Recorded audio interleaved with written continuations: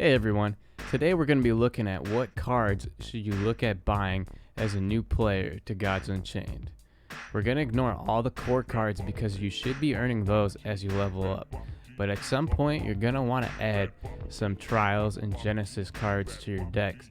So we're going to take a look at each domain and run through a couple of cards that you might want to consider adding. And real quick, before you buy anything, I highly recommend you come to this website, gudex.com, and you can see all the decks that people are playing. This is also a great tool to look up your opponents and track your record on the ranked weekend. But you can go to meta, top decks, and see what the best decks are. Personally, I like to go over here and click Mythic, and it's just a great way to see what other people are playing, and you can use this to figure out what you want to include in your list. Okay, so you've connected your wallet to Gods Unchained and you've deposited some Ethereum onto the layer 2 in Immutable X.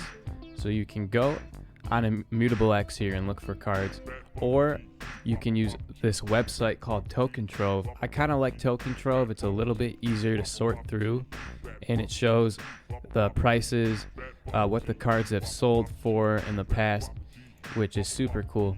So on Token Trove, you go ahead and click Gods Unchained cards after you've connected your wallet, and you can hit this collectibles up here and sort by set, rarity, quality, and God.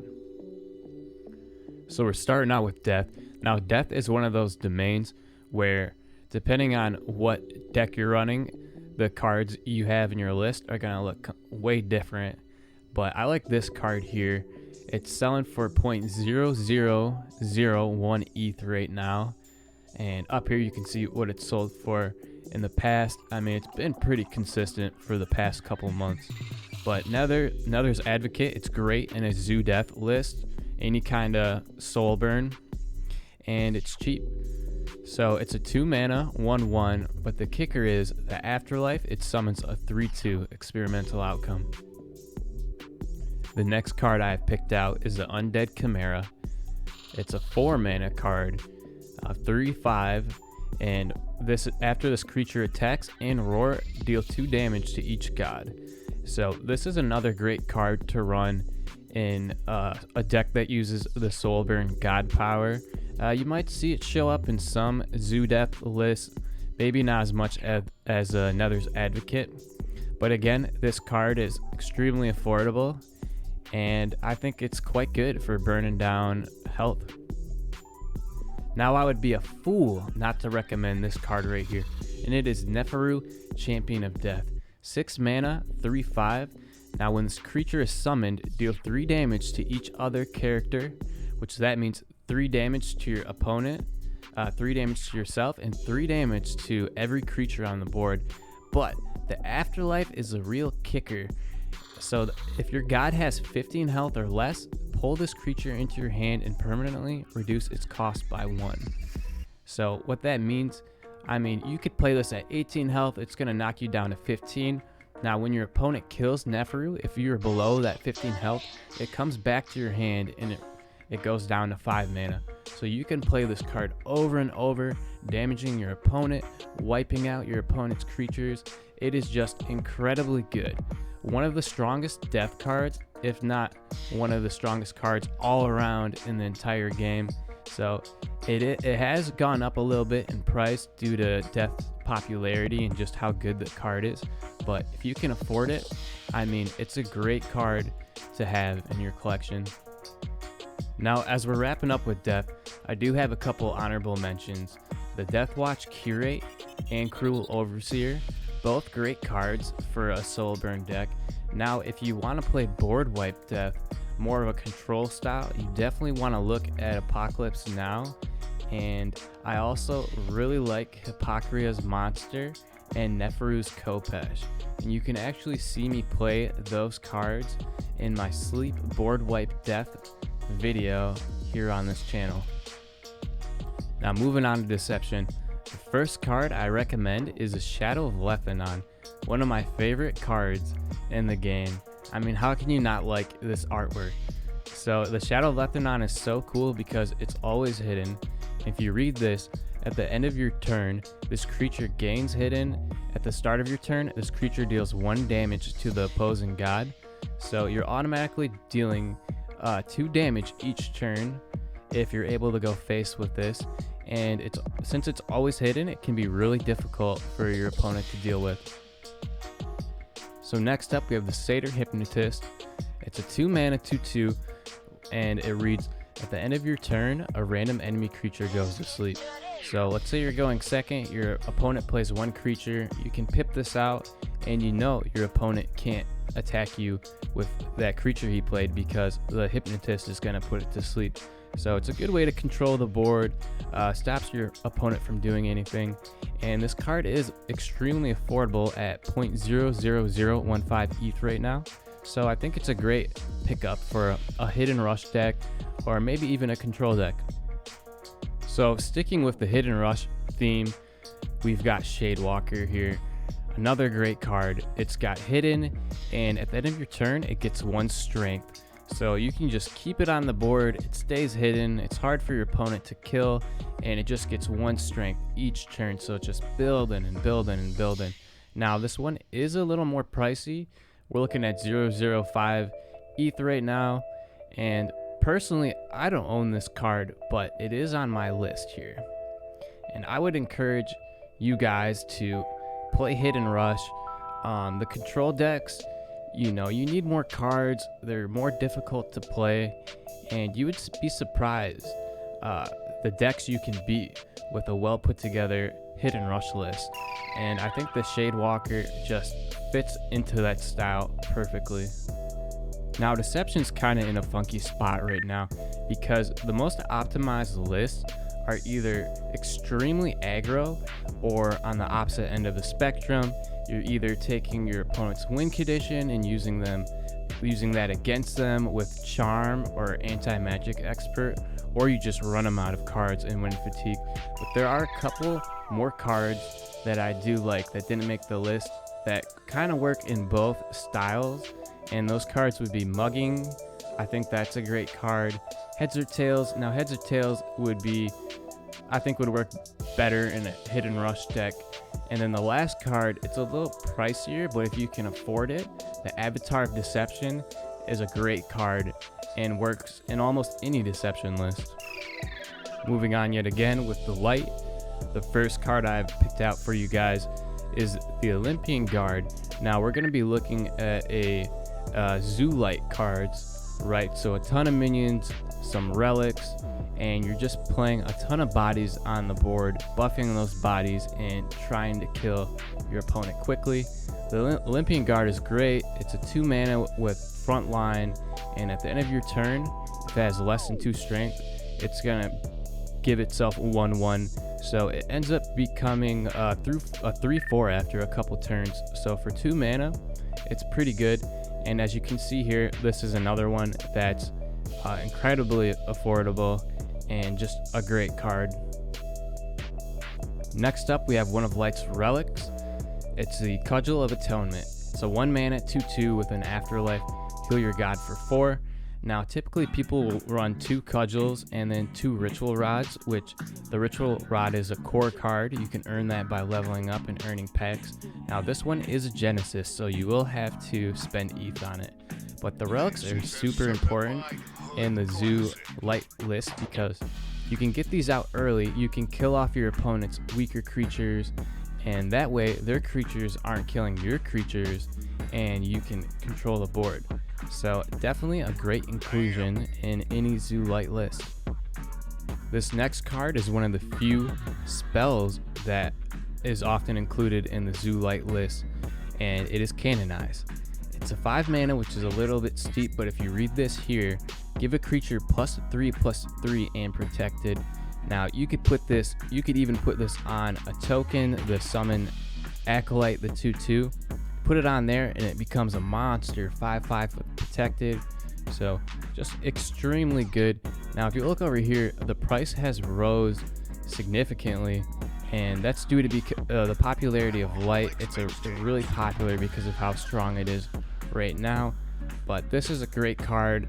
I think it'll be utilized in many decks to come, and it's definitely worth picking up. So I wanted to include this card in my list because it is somewhat affordable right now, and it is the Master of Indulgences. It's a 4-mana 2/2, but it's Roar. This creature swaps health with another creature of your choosing. So most people will either run Imperious Smite or the MOI, but the MOI has a little bit of an advantage, and I'll tell you why. Since this is a roar effect, it can actually go through ward because it's not considered a spell. So let's say your opponent plays a huge creature, well, you pull out the MOI, you swap health with it, the bad creature goes down to 2, maybe you pull out a Vanguard Axewoman, run it into it, and problem taken care of, right? So it is a great card. I think the best Zoo Light lists are including this one, and I think it's a great pickup. Now, if you want to have the most optimized Zoo Light list, there are a couple other cards you will need to pick up. Unfortunately, they are a little bit pricier as of right now. The Highborn Knight is one of them. That card is disgusting. A lot of the best decks are also running Isadora, the Daring Patrician. And there's one more card that I kind of like as well. Now, it's not as popular as the previous cards I mentioned, but Lysander's Spear, the Trials Relic, can also be a great card in certain situations. Next, we have Magic. Now, this is another tricky domain because the best decks include a lot of really expensive cards. However, maybe you're playing a free-to-play ramp Magic or something and you're just looking for a little boost. So I do have a couple cards here that might help you out. The first one is Shadow Scryer. It's a 1-mana 1/1 with a protected ward and an extra 4C. Now, this card is pretty popular. It's actually pretty strong if you can get it out on your first turn, just because A, it's hard to kill, and B, you're getting an extra 4C. Now, if you're able to clear mind, you're foreseeing for 2 right there. The Shadow Scryer gives you an extra 1, so it makes it really easy to cycle through your deck and to draw the cards that you really need. Next, we have Portal Wrangler. Now, this is one of the most unique cards, I think, and it's used to clone a creature, essentially. And if you read the roar, it says add a copy of the last creature played to your hand. Now, this does include your opponent's creature, but let's say you play something big like a Hylian Elite or maybe a Demogorgon. If you have those, your opponent skips his turn, you can play the Portal Wrangler and you get a second one. And this card is used in some interesting combo decks like the Infinite Portal Wranglers, and I think there's a lot of room for creativity with this card. It's at 00174 ETH right now. It's not too expensive. And this one is also used in the extremely strong ramp Magic decks as well. So I think if you can get it for a decent price, it's a great card to have. Kind of switching gears here, the last card I want to show you is the Rod of Rodents. Now, this is the Rat Rod, the Rat 1-turn kill combo decks, and they're pretty fun to play. I built one. Now, this card is so cheap right now, you can get it for pennies. And the way you build these Rat Rod decks, you just have your Rod of Rodents and then a bunch of little spells. It doesn't really matter what spells you're using as long as they're like 1, 2, maybe 3 mana. But it can be really fun to play, and you can put together a decent deck for pretty cheap. And I play at Mythic. I run this deck at the Mythic level, and I'm still able to win a good majority of the games with it. So I think it's a very valid card. So I want to show you guys some more affordable cards in the Magic domain. Obviously, Magic has a ton of really good cards. I mean, if you're willing to spend the money, you could look at Cersei, Guardian of the Gates, obviously Avatar of Magic. That's kind of the keystone in those really powerful ramp magic decks, but you can still put together a decent magic deck without those really expensive cards. Moving on again, and we're looking at nature. Now this is the domain that we recommend new players to start out with. It's fairly easy to pick up. It's probably got the best starter deck, and there's a ton of really good nature core cards. So let's say you've been playing nature and you're looking to beef up your list a little bit more.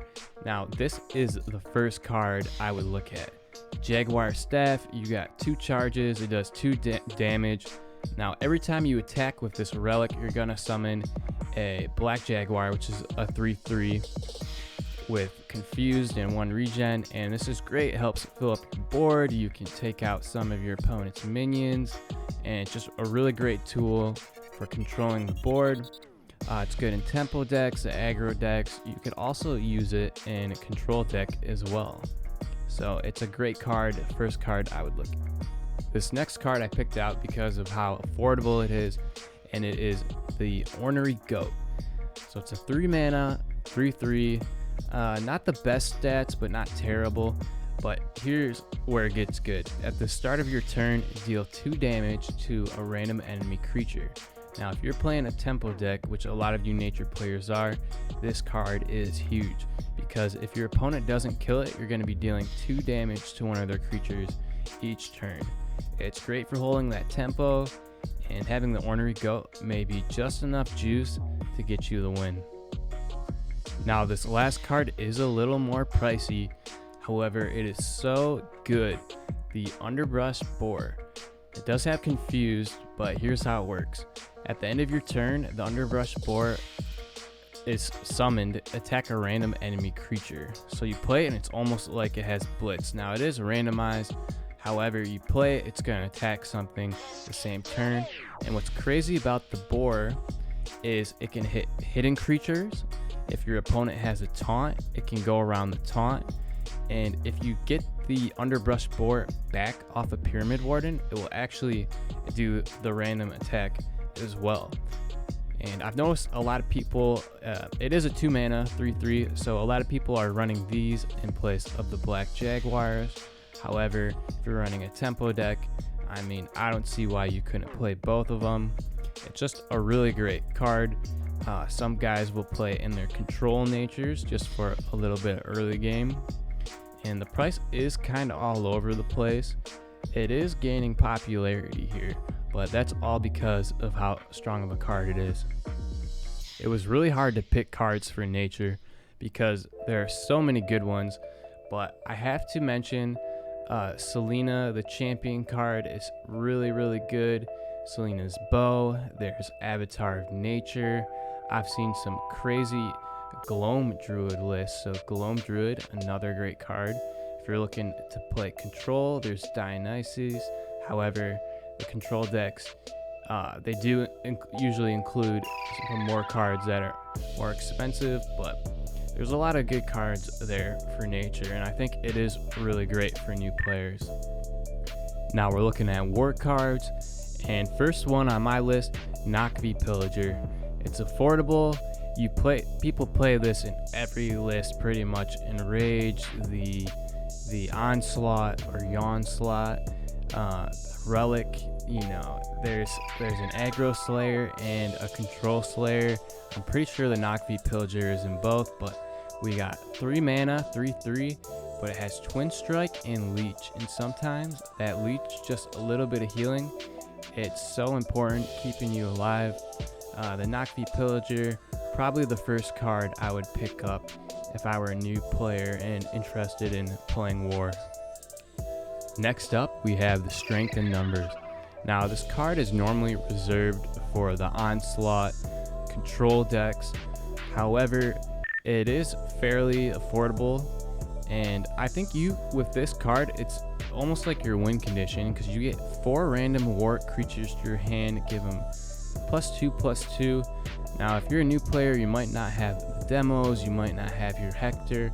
However, this card is pretty strong, and I'm pretty confident you could put together a great list with Strength in Numbers at the lower elos. and perform quite well with this card. Plus, when you do end up getting your stronger cards, you'll have the strength in numbers and you'll be able to play Onslaught. Lastly, we have Tartesian Pair, another very affordable card, and this is a relic, a 4-mana relic. After one of your creatures attack, give +1/+1 to your creature with the lowest strength. At the end of your turn, give -1 durability to this relic. Now, I recommend you check out Fake Muse's YouTube channel. Fake Muse plays an Enrage War deck with these pairs, and it is quite nasty.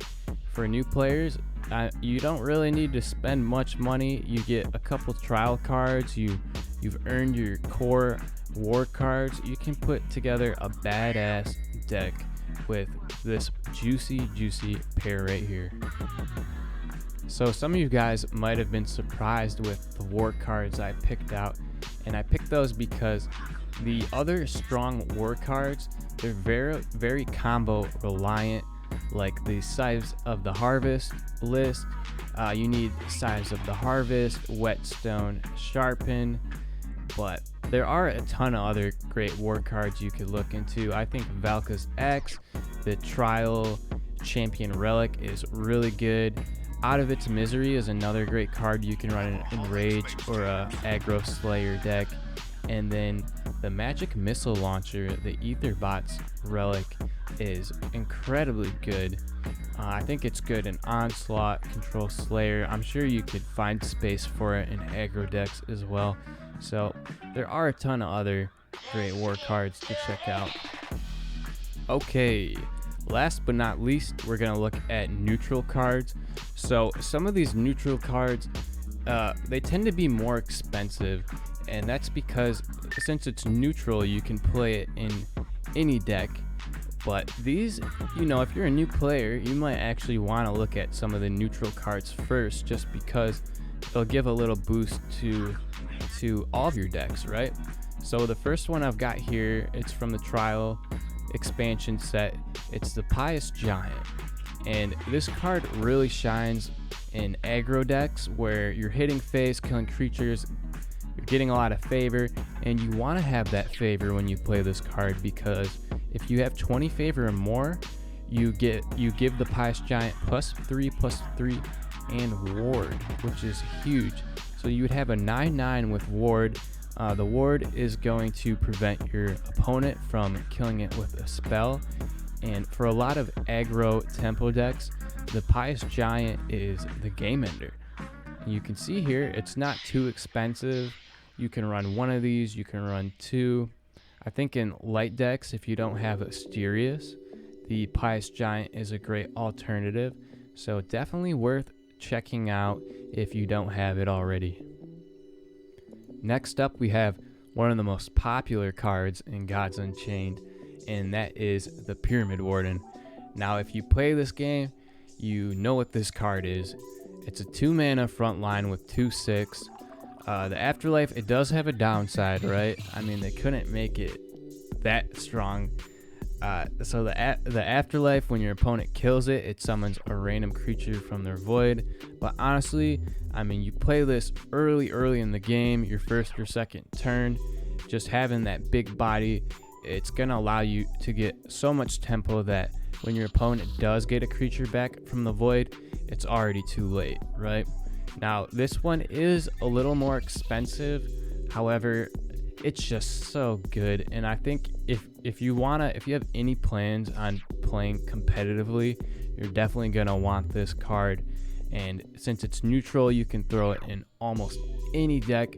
This card is just amazing. All right, the last card I have picked out for you new players, the Resident Sleeper, or should I say Resident Anti-Sleeper, the Ironclad Minotaur. Now, this card is a 6-mana 5/6 with Protected. The Roar gives you ward, but the best part about this card, it removes sleep from all of your creatures. Let's say you're playing an aggro deck, you're beating on your opponent, you're beating him down, you almost got him killed. He has 1 health left, man. 1 health, and he plays a Demogorgon. He sleeps your board and stops you in your tracks. Now, what are you gonna do here? You play the Ironclad Minotaur, wake up all your creatures, go face, and win the game. I think this card is a little bit slept on. It is an anti-Demogorgon, and eventually you will run into players playing the Demogorgons, and it'll get frustrating. So this is just a great counter to that card, and I think it's worth picking up for the price. Now this video is geared more towards newer players that may not have the most money to spend on cards, or maybe they don't know if they want to spend hundreds of dollars on a card game, and that's fine. But if you do get to the point where you want to spend more money and you're looking for those neutral cards, you look at Demogorgons. Everyone knows what they are and how toxic they are. Great card.